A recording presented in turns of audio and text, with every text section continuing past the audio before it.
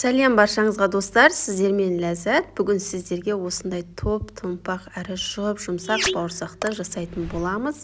Құрамында ешқандай сүт, майонез, жұмыртқа ешқандай қоспасы жоқ, жай ғана жылы су болса болғаны.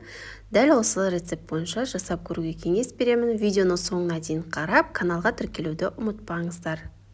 Ең әуелі бізге жылы су қажет болады. 300 мл жылы суымызды ыдысымызға құямыз. Және де 1 шай қасық тұзымызды.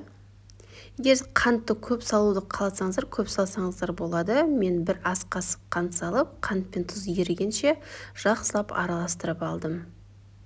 Содан соң 1 шай қасық ашыт ұнымызды салып араластырамыз. Ұнымызды міндетті түрде ұн илегішпен өткізіп, алдын ала дайындап алыңыздар. Ұнымызды аз-аздан сала отырып, қамыр илейтін боламыз. Қамырымыз қатты болмау керек.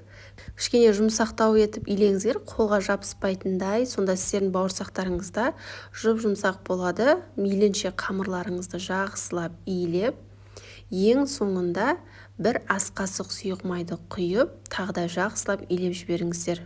Сонда бізде әдемі жылтырақ қамыр пайда болады. Қамырымызды жақсылап илеп болған соң бетін жауып, 1 сағатқа көтерілуге қойып қоямыз. 1 сағаттан соң қамырымыз қараңыздар, қандай күшті болып көтеріліп тұр. Дәл осы қамырымызды ұн сеуіп жайып алатын боламыз.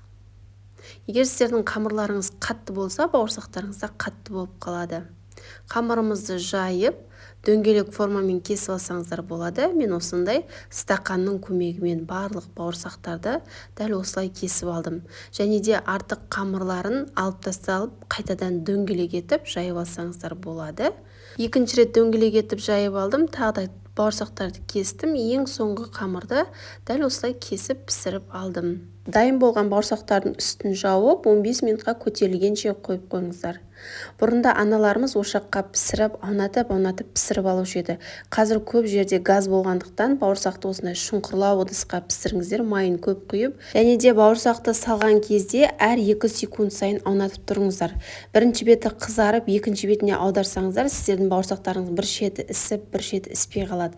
Дәл осылай 2 секунд сайын араластырып, келесі бетіне аударып қызарғанша пісіріп алсаңыздар, бауырсақтарыңыздың екі беті де теп-тегіс дөп-дөңгелек әдемі бауырсақ болып шығады. Міне көріп тұрғандарыңызда 2 секунд сайын аунатып тұрдым, қызарсын, қызармасын, сонда біркелкі болып шығады. Міне біздің бауырсақтарымыздың барлығын дәл осылай пісіріп алыңыздар. Міне қараңыздар, өте әдемі дөп-дөңгелек әрі жұмсақ бауырсақ пайда болды. Егер дәл осы әдіс сіздерге пайдалы болып жатса, видео ұнап жатса, міндетті түрде лайк басып, пікір қалдыруды ұмытпаңыздар. Егер де өздеріңізде қандай әдіс бар, сол әдіспен де бөлісе кетсеңіздер болады. Менің каналыма тіркелмеген болсаңыз, міндетті түрде тіркеліп, қоңырау белгісін басып қойды ұмытпаңыздар.